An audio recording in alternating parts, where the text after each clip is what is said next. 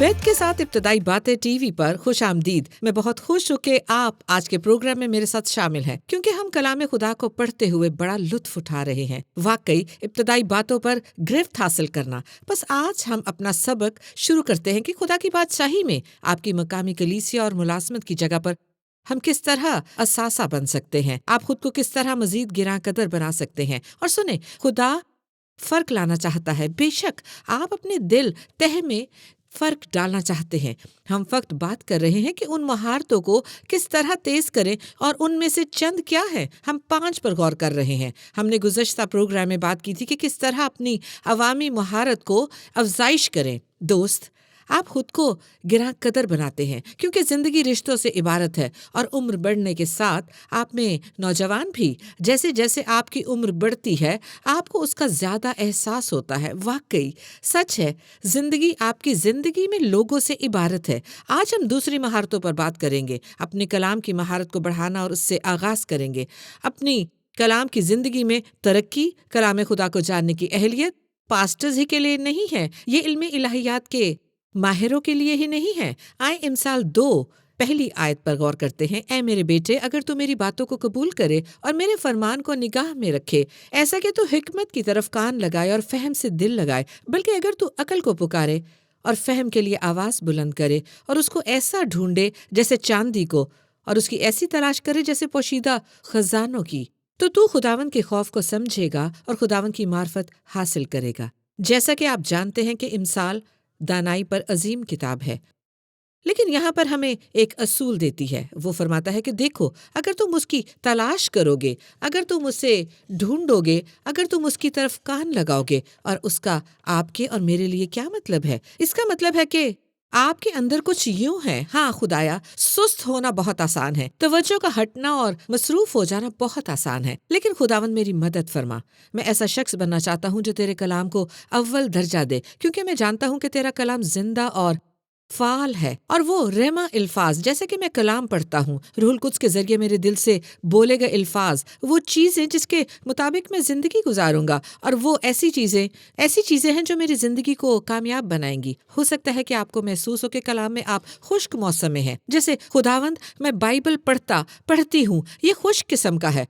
मैं सैकड़ों मरतबा ये आयात पढ़ती हूँ, या शायद ये बिल्कुल नई हो जिसका इन्हिसार आपके मसीही होने की मुद्दत पर है। मेरे ख्याल में खुदा के कलाम के लिए अपनी भूख और प्यास बढ़ाने का सबसे अच्छा तरीका ज़बूर 119 पढ़ना है। ये यूं है, आपको पता है, ये तवानाई बहाल करता है। बाइबल में ये सबसे तवील ज़बूर है, ये बहुत तवील है, लेकिन जब आप ज़बूर 119 को पढ़ते हैं तो ज़बूर नवीस भी ऐसे ही हालात से गुजर रहा था, क्योंकि किताब के बाज़ हिस्सों में वो इस तरह की बातें करता है। ऐ खुदावंद, अपने कलाम के मुताबिक मुझे जिंदा कर। इसका क्या मतलब है? इसे फक्त जैसे अक्सर हमें होती है, बस वो बार बार ये फरमाता है कि मैं तेरे अहकाम, तेरे कलाम और तेरी सच्चाई को दिल में रखना चाहता हूँ। मैं उसके मुताबिक ज़िंदगी गुजारूंगा। मैं तेरे कलाम को समझना और जानना चाहता हूँ। और अगर आप ज़बूर 119 को पढ़ें और एक तरह से इसे अपनी दुआ बना लें, तो मैं आपकी पक्की ज़मानत देती हूँ कि खुदा आपके दिल में अपने कलाम के लिए फिर से भूख पैदा करेगा। सही? पहला कदम, कलाम के लिए भूख। सही। नंबर 2, दूसरा तिमोथियस 2:15, अपने आप को खुदा के सामने मकबूल और ऐसे काम करने वाले की तरह पेश करने की कोशिश करो जिसे शर्मिंदा ना होना पड़े, और जो हक के कलाम को दुरुस्ती से काम में लाता हो। खैर, बेशक हमें उन असातिज़ा, चरवाहों और रहनुमाओं से जरूर सुनना है जिन्हें खुदा ने कलाम की तालीम देने के लिए बुलाया और लेस किया है, लेकिन क्या ये दिलचस्प नहीं कि वो हमें बता रहा है कि ईमानदार होते हुए भी खुदा के सामने अपने आप को मकबूल बनाने की कोशिश करो। खुदा के सामने मकबूल होने के लिए जांफिशानी करो। खुदा के सामने किस बात में मकबूल होना है? ये फरमाता है खुदा के कलाम का तालिबे इल्म होते हुए। ये क्या फरमाता है? ये फरमाता है कि अपने आप को खुदा के सामने मकबूल और ऐसे काम करने वाले की तरह पेश करने की कोशिश करो जिसको शर्मिंदा ना होना पड़े, और जो हक के कलाम को दुरुस्तगी से काम में लाता हो, जो कि दिलचस्प है, क्योंकि इसका मतलब है कि खुदा का कलाम गलत तौर पर तकसीम किया जा सकता है। खैर, ये हमारी दुनिया में बहुत आज़ादी, अफरा तफरी की वजाहत करता है, क्या नहीं करता? अच्छा, तो लोग कलाम को गलत तरीके से तकसीम करते हैं और अपनी पसंद का मतलब निकालते हैं, और बाइबल को अपनी वजाहत करने का मौका नहीं देते। फिर इससे हर तरह के मसाइल पैदा होते हैं, लेकिन ایک روز ہمیں اس کے سامنے کھڑے ہونا ہے اور وہ وقت یہ فرما رہا ہے کہ خدا کے سامنے کھڑے ہو کر مقبول ٹھہرو، اسے یہ کہہ کر مہر لگانے دے، شاباش، تم میرے کلام کے اچھے طالب علم تھے، تم اس کو درستگی سے کام میں لاتے تھے اور اپنی بہترین اہلیت سے اس کے مطابق زندگی گزارتے تھے۔ بس میں آپ کی حوصلہ افزائی کرنا چاہتی ہوں کہ ایسا ہی کریں، ان سے سیکھیں جن کو خدا نے تعلیم دینے کے لیے بلایا ہے۔ کلوسیوں 3:16 پھر میری پسندیدہ کلوسیوں 3:16 فرماتا ہے کہ مسیح کے کلام کو اپنے دلوں میں کثرت سے بسنے دو اور کمال دانائی سے آپس میں نصیحت کرو اور اپنے دلوں میں فضل کے ساتھ خدا کے لیے مزامیر اور گیت اور روحانی غزلیں گاؤ۔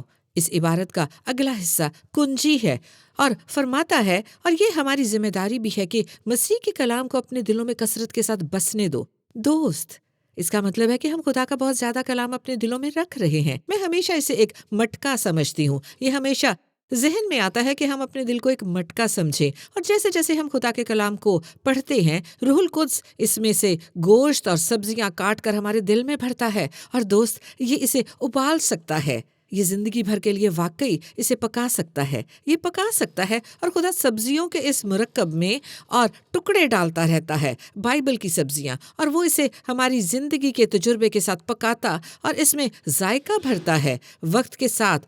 دوست، آپ اسے کھا سکتے ہیں، یہ حیرت انگیز ہے، آپ اسے کھا سکتے ہیں، لیکن جو حصہ آپ کو اپنی کلیسیا اور خدا کی بادشاہی میں گراں قدر بنا سکتا ہے، وہ یہ ہے کہ آپ اس ڈش کو خود بھی کھائیں اور دوسرے لوگوں کو بھی کھلائیں۔ پس کلام کو اپنے اندر کثرت کے ساتھ بسنے دیں۔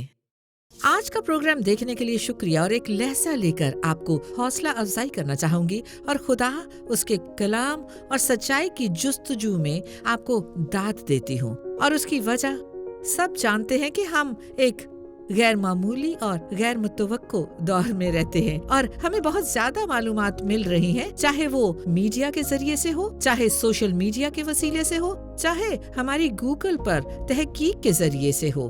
ہم اسی طرح کی دنیا میں رہتے ہیں، ہم تک بہت زیادہ معلومات پہنچ رہی ہیں، اور ایک بڑا سوال ہے، ہم سب پوچھ رہے ہیں، سچائی کیا ہے؟ میں کس پر یقین کروں؟ کون سچ بتاتا ہے؟ یوں لگتا ہے کہ بہت سے لوگ سمجھ نہیں رہے کہ کیوں، کس پر یقین کریں، اور کون در حقیقت ہمیں سچ بتا رہا ہے۔ لیکن خوشخبری یہ ہے کہ یسوع نے خود یہ فرمایا کہ راہ اور حق اور زندگی میں ہوں، کوئی میرے بغیر باپ کے پاس نہیں جا سکتا۔ یسوع ہمیں بتاتا چلا گیا، اسے سنیں، یسوع ہمیں بتاتا چلا گیا، جیسا کہ وہ دعا کر رہا تھا کہ اے باپ، تیرا کلام سچائی ہے، بائبل سچائی ہے، اور پھر یسوع نے ہمیں بتایا کہ روح القدس روح حق ہے، وہ سچائی میں ہماری رہنمائی کرے گا۔ اب مسیحی ہوتے ہوئے سنیں، ہمیں بڑا فائدہ ہے، ہمیں سچائی، خدا کے کلام اور خود یسوع تک روح القدس کی طاقت سے جو ہمیں سمجھائے گا دسترس رکھنے کا امتیاز حاصل ہے۔ وہ ہماری سچائی کو سمجھنے میں مدد کرے گا اور ہمیں سچائی کا ایک ریڈار دے گا، وہ اندرونی طور پر سچائی کا پتہ لگائے گا۔ بس جیسا کہ ہم زندگی میں سفر کرتے ہیں، جیسا کہ ہم زندگی میں خدا کے مقصد اور منصوبے پر چلتے ہیں، تو ہمارے اندر سچائی کا پتہ لگانے والا آلہ ہوتا ہے۔ ہم کچھ سننے کے بعد کہتے ہیں، ہو نہیں، یہ سچائی نہیں ہے، یہ ٹھیک نہیں ہے، یا ہم سننے کے بعد باطنی طور پر کہتے ہیں، ہاں یہ سچ ہے، میں جانتا ہوں یہ سچ ہے۔ ہمیں یہ کیسے علم ہوا؟ ہم ایسا تب ہی کر سکتے ہیں جب سچائی پر ہماری مضبوط اور بھرپور بنیاد ہو، اور 20 برسوں سے ہم لوگوں کی یہی مدد کر رہے ہیں کہ بائبل کی ابتدائی باتوں پر گرفت پائیں اور سچائی شناس آلہ مضبوط ہو۔ ہمارے پاس بہت سے ذرائع اور مصنوعات ہیں۔ اس سلسلے میں مدد کرنے کے لیے ہماری ٹیم نے بہت سا مواد جمع کر رکھا ہے، جیسا کہ ریگولر پوڈ کاسٹ، جیسا کہ اس ٹی وی شو جیسی چیزیں، اسمارٹ ٹی وی چینل، تاکہ آپ کی Roku, Apple TV, fire stick, Amazon تک رسائی ہو اور ہمارے تمام پروگرامز دیکھ سکیں۔ یوٹیوب چینل جیسی چیزیں 20 زبانوں میں ترجمے کے ساتھ، 20 کتب جیسی چیزیں۔ میرا مطلب ہے اتنے سارے ذرائع جو بنیادی باتوں کو سمجھنے اور آپ کے اندرونی سچائی شناس آلے کو مضبوط بنانے میں آپ کی مدد کرے۔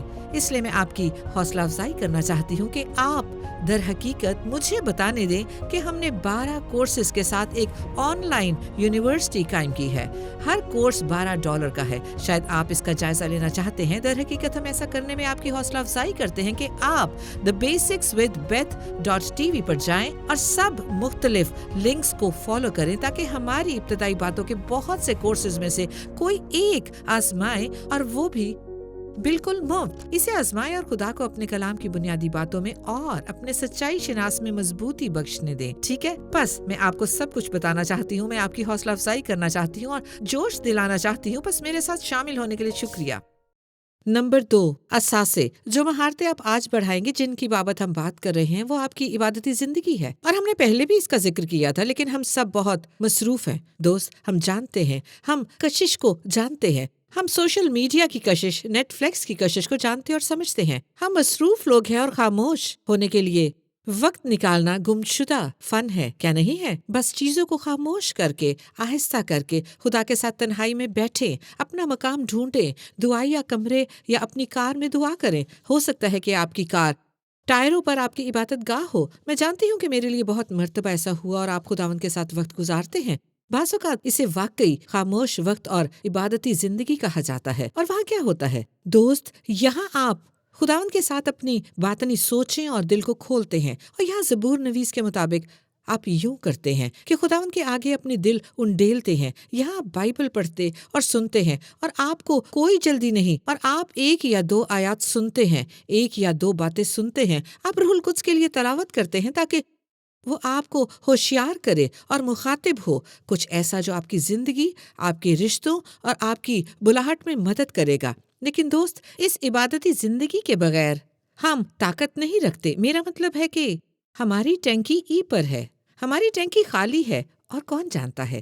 لیکن خالی زندگی کے ساتھ مسیحی زندگی گزارنا اور اس کا دکھاوا کرنا کوئی مذاق نہیں ہے۔ بس آپ اسے کس طرح بدلتے ہیں؟ بس آپ اسے کس طرح بدل سکتے ہیں؟ فقط دعا یا زندگی اپنائیں، خدا کے ساتھ زندگی گزاریں۔ بس مجھے بتانے دیں، مجھے یہ بہت پسند ہے۔ اس نے خداوند کے ساتھ ہمارے نجی اور کام کی بابت رشتوں میں فرق کی بات کی ہے، اور اس سے اس کی مراد ہماری عبادتی زندگی ہے، جس کی بابت آج میں بات کر رہی ہوں۔ اور ہمارے پاس ہمارا یہ حصہ ہے، اور میں اس کے متعلق بات کر رہی ہوں، لیکن ہم سب، جیسا کہ یسوع نے فرمایا، مالک کے کام میں مصروف ہیں۔ ہماری بھی خدا کے ساتھ ایک زندگی ہے جس میں ہم بائبل پڑھتے، دعا کرتے، اور اس کی بادشاہی اور کلیسیا کی تعمیر کی بابت اس کی سنتے ہیں۔ اور اکثر اوقات ہم دوسروں کو پہلے سے طے شدہ پیغام دینے میں اتنے مصروف ہیں، لیکن ہمیں ذاتی طور پر اپنے لیے پیغام لینے کی ضرورت ہے۔ شاید آپ دوسرے گڑھے میں ہوں، آپ ذاتی طور پر تمام پیغامات لیتے ہیں، لیکن خدا آپ سے کیا چاہتا ہے کہ آپ دوسروں کو کیا پیغام دیں؟ یہ بزنس کی سائڈ ہے۔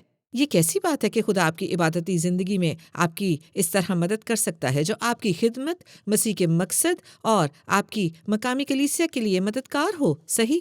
پس اس کے دونوں رخ بہت اہم ہیں۔ مقدس مرکز 3:14 آیت مجھے یہ بہت پسند ہے۔ یسوع 12 کو مقرر کرنے کی تیاری کر رہا تھا، کن لوگوں کو اپنے لیے 12 شاگردوں کے طور پر منتخب کرے گا؟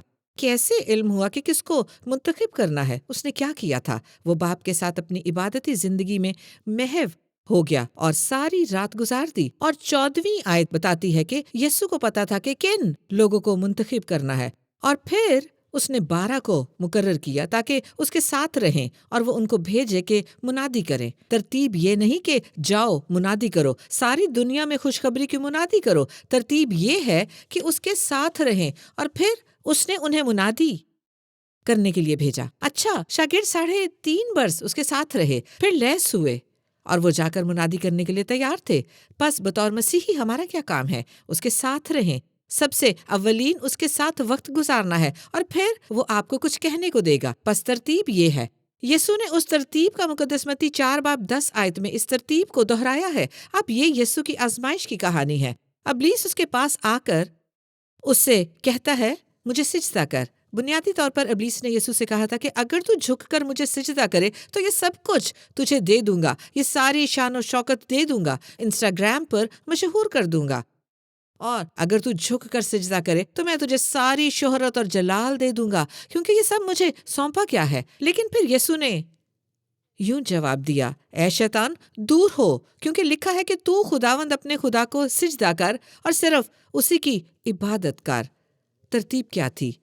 خیر، ہم ایک مخصوص طریقے کی بات کر رہے ہیں۔ ہم اس عمل میں سے گزر رہے ہیں، ہم اس عمل میں ابتدائی باتوں پر گرفت حاصل کرنے کی بات کر رہے ہیں، لیکن پہلے کیا آتا ہے؟ ایک عبادتی زندگی اولین ہے، اور آپ کو پتا ہے کہ آپ میں سے بعض لوگ خدمت کی بلاہٹ کو محسوس کرتے ہیں، اور آپ خدا کے لیے کچھ کرنے کی بلاہٹ محسوس کرتے ہیں، اور آپ کہتے ہیں میں اس تک کیسے پہنچوں؟ دوست عبادتی زندگی پر محنت کریں، اپنی پرستش کی زندگی پر کام کریں، اس کے ساتھ رہیں، اور وہ مناسب وقت پر آپ کو منادی کے لیے بھیجے گا۔ اس کا مطلب یہ نہیں کہ آپ اس کی خدمت اب نہیں کر سکتے، اور ضرور ہے کہ آپ اپنی مقامی کلیسیا کے لوگوں میں پائے جائیں۔ یقیناً ہم میں ہر کوئی ہمیشہ خدمت کرتا ہے، لیکن آپ سمجھیں، میرے خیال میں آپ تصویر دیکھ رہے ہیں۔ آئیے ایک اور کی بات کریں۔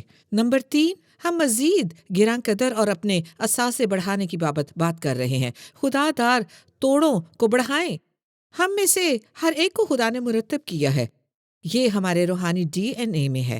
اس نے ہمیں نعمتیں اور توڑے اور واقعات دے رکھے ہیں۔ بعض چیزیں آپ کو دوسروں سے بڑھ کر پسند ہے۔ مجھے رومیو 12 میں یہ بہت پسند ہے۔ اگر آپ کو پتا ہے یہ تشریح ہے، لیکن جوہر یہ ہے کہ اگر تمہیں منادی کے لیے بلایا گیا ہے تو منادی کرو۔ اگر تمہیں تعلیم دینے کے لیے بلایا گیا ہے تو تعلیم دیتے رہو۔ اگر تمہیں غریبوں کی مدد کے لیے بلایا گیا ہے جو معذور ہیں تو مایوس نہ ہو اور نہ ہی حوصلہ ہارو، رحم دلی سے ایسا کرتے رہو۔ اگر مدد کرنے کے لیے بلائے گئے ہو تو دل سے مدد کرو۔ اگر رہنمائی کے لیے بلائے گئے ہو تو عظیم رہنما بنو، آمر نہ بنو۔ بالفاظ دیگر وہ پہچان رہا ہے کہ مختلف نعمتیں اور رابطے ہیں، بس ضرور ہے کہ آپ اپنی نعمتیں شناخت کریں، ضرور ہے کہ آپ انہیں پیدا نہ کریں، اور ایک مرتبہ آپ نے اپنی نعمتیں پہچان لی جو آپ کے پاس ہیں، خدا نے آپ کو کون سی دی ہیں، فکر نہ کریں کہ اس نے دوسروں کو کیا دی ہیں۔ وہ یکتا ہے، آپ کے انگوٹھے کا وہ نشان یکتا ہے، آپ کی نعمتیں بھی یکتا ہے، اور ان کو استعمال ہونا ہے۔ میرا مطلب ہے کہ دوست اس کی بابت سوچے کہ آپ کے بغیر آپ کی نعمتوں کو استعمال کرتے ہوئے خدا کا منصوبہ وہی نہ رہے گا۔ معمے میں آپ کی قیمت بہت ہی اہم ہے، بس آپ کیا کریں گے؟ میں آپ کی حوصلہ افزائی کروں گی کہ جو آپ عبادت میں دیکھتے ہیں وہی کریں۔ مجھے 2 سلاطین 4:1-7 آیات کی کہانی بہت پسند ہے۔ یہ ایک بیوہ کی ہے، اور انبیاء زادوں کی بیواؤں میں سے ایک عورت نے الیشا سے فریاد کی، نبی سے، اور کہنے لگی، تیرا خادم میرا شوہر مر گیا ہے، اور تو جانتا ہے کہ تیرا خادم خدا سے ڈرتا تھا، سو اب کرسخوا آیا ہے کہ میرے دونوں بیٹوں کو لے جائے تاکہ وہ غلام بنے۔ کیا آپ تصور کر سکتے ہیں؟ وہاں ایک تنہا ماں تھی، وہ 2 بیٹوں کے ساتھ ایک تنہا والدہ تھی، اور وہ مالی دباؤ محسوس کر رہی تھی۔ اس کے پاس پیسے نہ تھے۔ کرسخوا دروازہ پیٹتا ہے اور وہ کہتی ہے کہ وہ آ کر میرے دونوں بیٹے لے جانا چاہتے ہیں۔ الیشا نے اس سے کہا، میں تیرے لیے کیا کروں؟ مجھے بتا تیرے پاس گھر میں کیا ہے؟ اس نے کہا، تیری لونڈی کے پاس گھر میں ایک پیالہ تیل کے سوا کچھ نہیں۔ تب اس نے کہا، تو جا اور باہر سے اپنے ہمسایوں سے برتن عاریت لے، وہ برتن خالی ہوں اور تھوڑے برتن نہ لینا، پھر تو اپنے بیٹوں کو ساتھ لے کر اندر جانا اور پیچھے سے دروازہ بند کر لینا، اور ان سب برتنوں میں تیل انڈیلنا، اور جو بھر جائے اسے اٹھا کر الگ رکھنا۔ سو وہ اس کے پاس سے گئی، اور اس نے اپنے بیٹوں کو اندر ساتھ لے کر دروازہ بند کر لیا، اور وہ اس کے پاس لاتے جاتے تھے اور وہ انڈیلتی جاتی تھی۔ جب وہ برتن بھر گئے تو اس نے اپنے بیٹے سے کہا، میرے پاس ایک اور برتن لا۔ اس نے اس سے کہا، اور تو کوئی برتن نہیں رہا۔ تب تیل موقوف ہو گیا۔ تب اس نے آ کر مرد خدا کو بتایا۔ اس نے کہا، جا تیل بیچ اور قرض ادا کر، اور جو باقی رہے اس سے تو اور تیرے فرزند گزران کریں۔ صحیح، مجھے اس عبارت کی بابت ہر چیز پسند ہے، لیکن یہاں خاص طور پر 4 سوالات پوچھے گئے ہیں، اور میرے خیال میں وہ 4 اچھے سوالات ہیں جو آپ اپنی نعمتوں کو تیز کرنے، خداداد نعمتوں کو بڑھانے کی بات آنے پر خود سے پوچھ سکتے ہیں۔ پہلا سوال، نبی نے اس سے پوچھا، تو کیا چاہتی ہے کہ میں تیرے لیے کروں؟ تم کیا چاہتی ہو؟ میں تیرے لیے کیا کر سکتا ہوں؟ اور میرے خیال میں خدا ہم سے اتنے ہی سوالات پوچھتا ہے، تم کیا چاہتے ہو؟ وہ خواہشات کون سی ہیں؟ نمبر 2، اور آج جس چیز کی بات کر رہے ہیں مرتکز ہے، اس نے اس سے پوچھا، تمہارے پاس کیا ہے؟ میں جانتا ہوں کہ تمہارے پاس کیا نہیں ہے۔ تمہارے پاس کیا ہے؟ میں جانتا ہوں کہ تمہارے پاس کیا نہیں ہے، لیکن تمہارے پاس کیا ہے؟ اچھا، میں گا نہیں سکتی، میں اچھا لیڈر نہیں ہوں، خیر مجھے ٹیکنالوجی کا علم نہیں، میں ٹھیک ملک میں نہیں رہتا، درست ریاست میں نہیں رہتا، اور میں ٹھیک لوگوں کو نہیں جانتا۔ اس نے اس سے یہ نہیں پوچھا تھا کہ اس کے پاس کیا نہیں تھا، کہ پوچھا تھا، اس نے پوچھا تمہارے پاس کیا ہے۔ اور میرے خیال میں خدا ہم سے متحد بار پوچھتا ہے، تمہارے پاس کیا ہے؟ اس کے متعلق سوچے، آپ کی نعمتیں کون سی ہیں؟ آپ کون سی چیزوں کی طرف ہمیشہ جاتے ہیں؟ لوگوں نے آپ کی تکمیل کے لیے کون سی چیزیں دی ہیں؟ وہ کون سے عوامل ہیں کہ آپ نے بس خود کو رہنمائی کرتے ہوئے پایا؟ آپ یوں ہیں، میں لیڈر بننے کی کوشش نہیں کر رہا، لیکن کسی نہ کسی طرح میں رہنمائی کر رہا ہوں۔ میں پرستش کی ٹیم پر حکم چلانے کی کوشش نہیں کرتا، لیکن کسی نہ کسی طرح میں گا رہا ہوں۔ میں یہ کام کرنے کی کوشش نہیں کرتا، لیکن کسی طرح کرتا جا رہا ہوں۔ آپ کے پاس کون سی چیزیں ہیں؟ یہ آپ کے اندر ہیں، آپ کے وجود کا ایک حصہ ہے۔ خدا چاہتا ہے کہ آپ ان نعمتوں کو استعمال کریں۔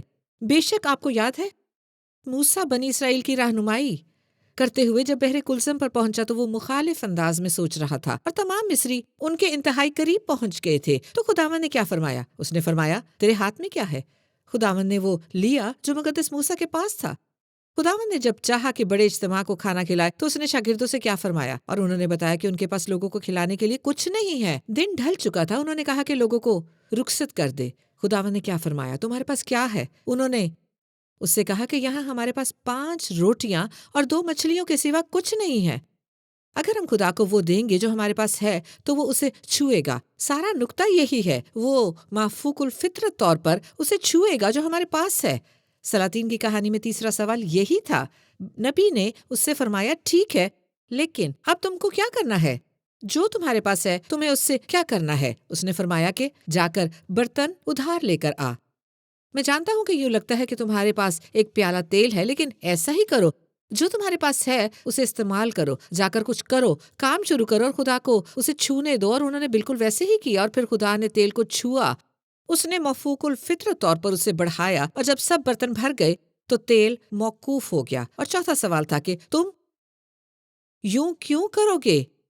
اس نے اسے بتایا، اے خاتون، اب تمہارے پاس تمام ذخیرہ ہے، تمہارا ذخیرہ تیل سے بھرا ہے۔ اس تیل کو اچھے تاجر کی طرح بازار میں جا کر بیچو، تیل کو بیچ ڈالو۔ پس اسے کچھ کرنا تھا یا نہیں کرنا تھا؟ اسے حساب لگا کر اس تیل سے ایک چھوٹا کاروبار کر کے اسے بیچنا تھا۔ آپ کو پتہ ہے کہ آپ اور مجھ پر خوشخبری کا قرض ہے، اور اگر ہم اسے استعمال کریں جو ہمارے پاس ہے، اور اگر ہمارے پیچھے درست محرک ہے، قرض ادا کرنے کا محرک، شاید آپ کے کچھ مالی قرض ہوں جو آپ کو ادا کرنے ہیں، لیکن ہم پر خوشخبری کا قرض ہے۔ اور پھر اس نے یہ بھی فرمایا کہ جو بچ جائے اس سے اپنے بیٹوں کے ساتھ لطف اٹھاؤ۔